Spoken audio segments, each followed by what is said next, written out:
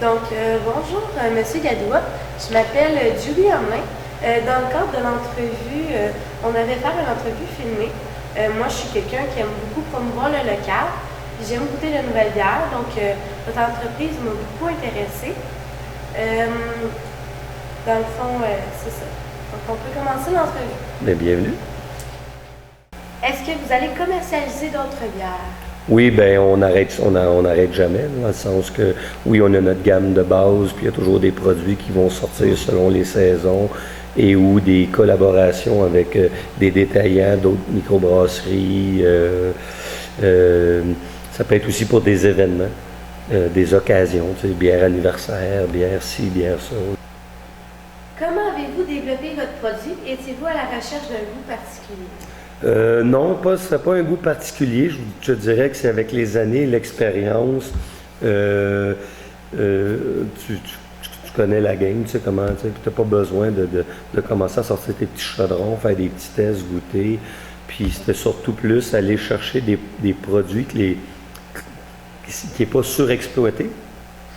Puis qu'en même temps, tu sais qu'il va y avoir une faveur grand public où ce que beaucoup de gens vont goûter puis les gens vont apprécier. Fait que c'est pas aller dans le trop funky puis pas aller dans le trop facile puis de créer une gamme de produits qui va aller chercher un grand éventail de clientèle puis qui va plaire à tout le monde. Pourquoi avez-vous choisi d'établir votre entreprise à Farnham? Bien, c'est simple, je reste à Trois-Rues. Non, il y a la proximité de la résidence. Il y a 2 des 4 partenaires qu'on est de Farnham. Farnham a été proactif. Là. Il y a eu le fonds de développement Farnham-Rainville qui a donné un bon coup de pouce. Pourquoi avez-vous choisi ce nom? Ben, pourquoi ce nom? Comment c'est venu? Ben, on cherchait un nom pour le brand pour la marque. Puis, toujours aussi essayer de trouver quelque chose qui va sonner, qui va marcher. Il y a Farnham en Angleterre, qui est une grande tradition brassicole. On ouvre une brasserie. On est dans la ville de Farnham. Farnham sonne bien, là, puis tu nommes les 2 grands types de bières, Ale, Lager. Puis par le fait même, ça devient bilingue, là, Farnham Ale et Lager, Farnham Ale and Lager. Fait que les francophones, les anglophones, tout le monde a une facilité à le nommer. Tout le monde est content. Tout le monde est content. Puis deuxième des choses, la ville te supporte. Dans combien d'endroits est-ce que vous distribuez? On a présentement près de 700 points de vente au Québec. C'est un bon chiffre. Puis je te dirais que le succès de l'entreprise vient de là. La qualité de l'image, le soin de l'image, le soin qu'on prend à garder le soin, si on peut utiliser le jeu de mots, puis le produit qui va avec. Fait que tu as un bon rapport qualité-prix, tu as un produit de qualité avec une image de qualité, puis les gens derrière font tout pour promouvoir puis conserver cette qualité-là. Fait que c'est sûr que les gens l'apprécient grandement. Est-ce que vous avez gagné des prix? Oui. 2, plus que 2, mais 2 principalement directement liés à la brasserie. On a eu une médaille d'or avec la 27, qui est notre Pilsner. On a eu en 2014, à peu près en dedans d'un an, là, pas tout à fait un an, complété, une médaille d'argent dans un concours, les Grands Prix canadiens de la bière. Ça veut dire que c'est toutes les brasseries du Canada, autant Molson, Labatt, Unibroue, que nous autres, que les petits brasseurs. Tout le monde peut s'inscrire. Fait que c'est vraiment comme, si on veut se donner une référence, c'est un peu comme les championnats canadiens pour les sportifs là, qui veulent performer là pour pouvoir aller faire les Olympiques et autres. Mais c'est vraiment là, des compétitions de haut niveau. On est sorti avec une médaille d'argent avec la 12 qui est une blanche de blé allemande. Fait qu'on était la 2e meilleure blanche au Canada en 2014. Puis cette année, en juin, à Niagara, dans le même concours que les Grands Prix canadiens, qui est une fois par année, on a eu une médaille d'or avec la Scotch Ale, qui est un produit saisonnier. Est-ce que vous pensez que l'industrie de la bière artisanale a un avenir florissant au Québec? Bien, je te dirais pas une année, ça a une série, là, je te dirais. Un avenir florissant. Oui, ça a un avenir, puis je te dirais que depuis le début des années 80, milieu des années 80, ça a commencé. Puis à tous les fois, tu sais, ça grossit tout le temps. Puis tout le monde, il y en a beaucoup qui disaient, il n'y a plus de place pour les microbrasseries, c'est saturé. Ma bière préférée, je transformerais la question en disant c'est toutes mes bières préférées. Tu sais, j'ai pas de. Il y a des styles que j'affectionne moins, là, mais souvent ça va plutôt aller avec l'état d'âme ou le moment, la personne avec qui tu es. Je vais pas nécessairement plus apprécier une que l'autre. Des fois, oui, selon la condition. Et pour répondre aussi facilement, tu peux des fois boire une bière et tu vas dire il me semble que l'autre fois était meilleure que ça. Puis pourtant, tu bois tout le temps, exemple, à 27.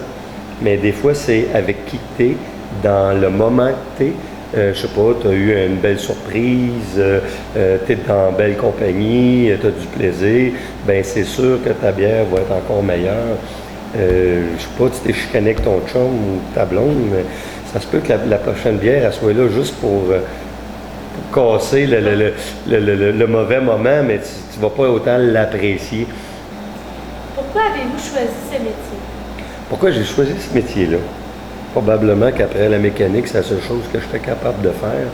Tu sais, c'est parti sur un coup de tête. Je me suis levé un matin, j'avais rêvé que j'avais fait de la bière. Je me suis mis à faire de la bière sur un rond de poêle. Puis la piqûre, elle m'a pris, puis à un moment donné, j'ai décidé d'arrêter l'automobile pour faire de la bière. Puis depuis ce temps-là, c'est ce qui m'anime, c'est ce qui me drive. Pour être franc avec toi, les 10, 12 premières années ont été plus que pénibles. Tu sais, gagner des misères, puis il n'y en avait pas pour toute la famille. Mais je me suis toujours levé le matin, puis avoir le goût de faire ça, puis d'y aller le faire. Puis moi, je pense, dans la vie, tu sais, il y en a qui vont peut-être dire, il est calme, là, mais il n'y a pas juste l'argent, le luxe, le bonheur, le bonheur, oui, mais dans le sens que je suis pas moins de la grosse maison, l'auto de l'année, puis manger du steak à tous les soirs pour être heureux. Là, me lever le matin, de rentrer, d'avoir le goût de faire ce que je fais, puis tout ce qui se passe autour du monde de la bière est tellement captivant. Tu sais, c'est aussi anodin, regarde. Tu viens faire une entrevue, tu vas interroger quelqu'un qui fait de la bière. Ça m'est jamais arrivé dans l'époque que j'étais dans l'automobile. On fait un festival, tu vois les gens viennent te dire merci. C'est comme une paye à quelque part, ça. Là, fait que je pense que c'est ça qui m'a amené. T'sais.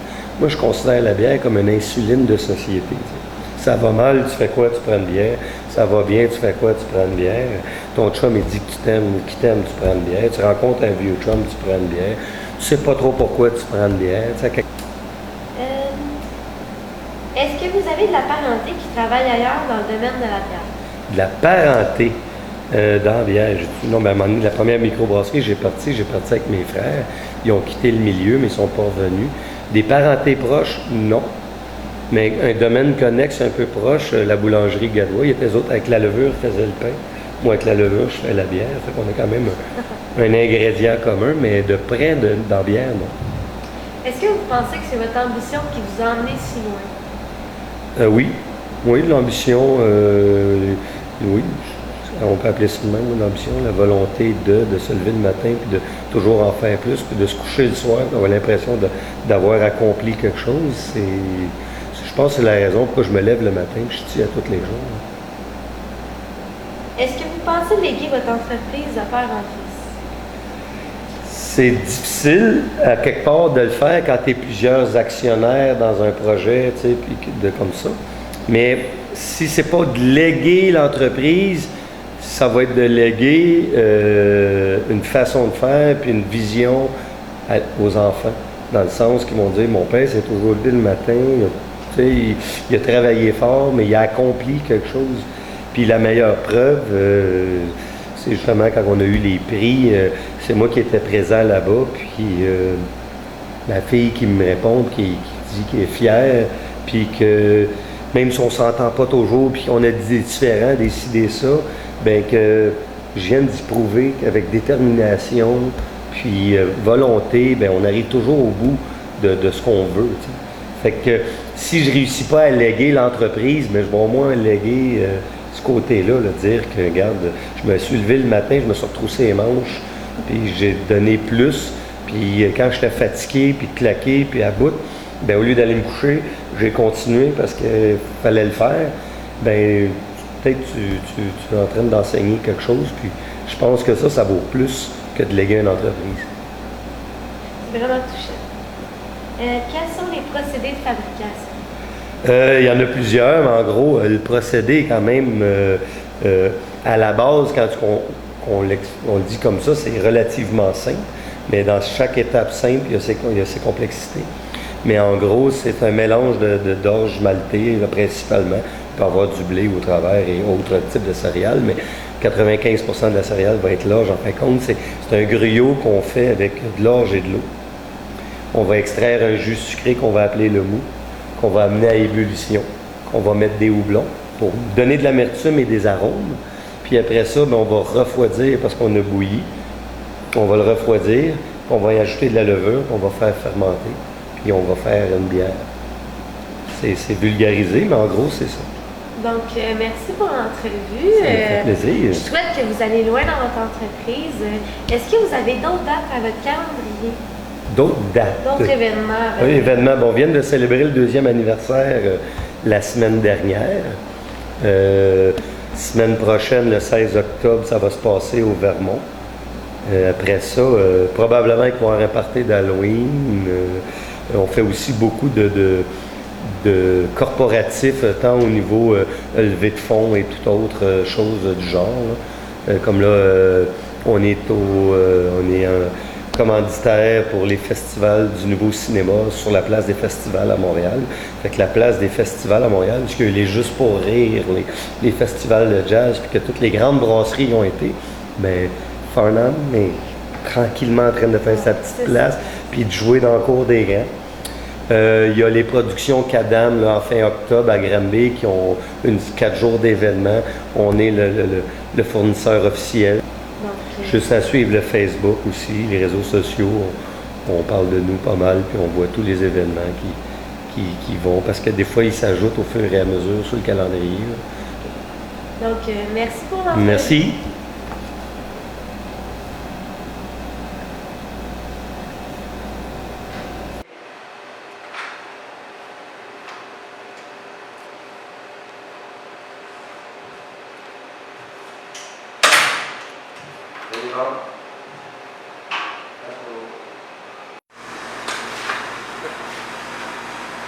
Fait que là, c'est une petite visite Des installations. des installations. Ici, on a la salle de mouture. C'est ici que le grain est concassé. Parce qu'on peut faire un gruyot, mais c'est ce qui est dans le grain qu'on veut. C'est ici que le grain est concassé. Okay. Une fois qu'il est concassé, il passe par la petite vis, il s'en va direct de l'autre côté.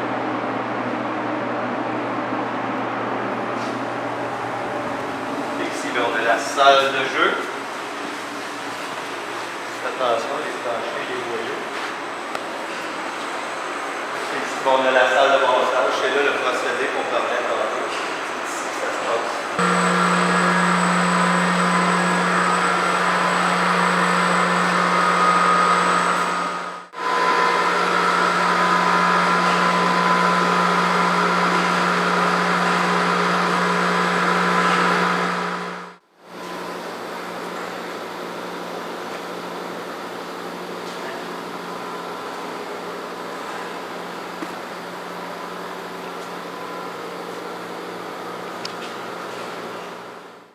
Les houblons.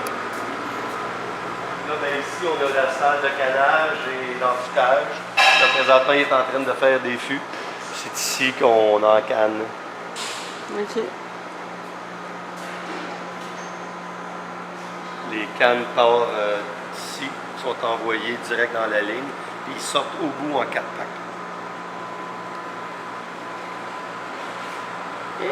Il y en a de la bière. Ben, tout ça ici, c'est de la canette de ce côté-là. Ah, OK, vous recyclez les... Ah non, c'est pour les... La canette s'en va. Oui, oui. Mais tu sais, bon, comme si on avait fait l'entrevue mercredi, mais ça ici, ça va être plein parce qu'il rentre 26 palettes mardi après-midi. Ah, OK, OK. Fait que ça fait un gros sapin de Noël parce qu'avec les couleurs, on les met arrangés. Fait que là, t'as bleu, jaune, rouge, vert. Fait que là, ça décore la place un peu. Puis ça ici, ben, c'est le produit fini, les céréales, le surplus de céréales va être encore posé ici, le produit fini, puis ce qui sert à l'emballage. OK. L'espace n'est pas trop viande.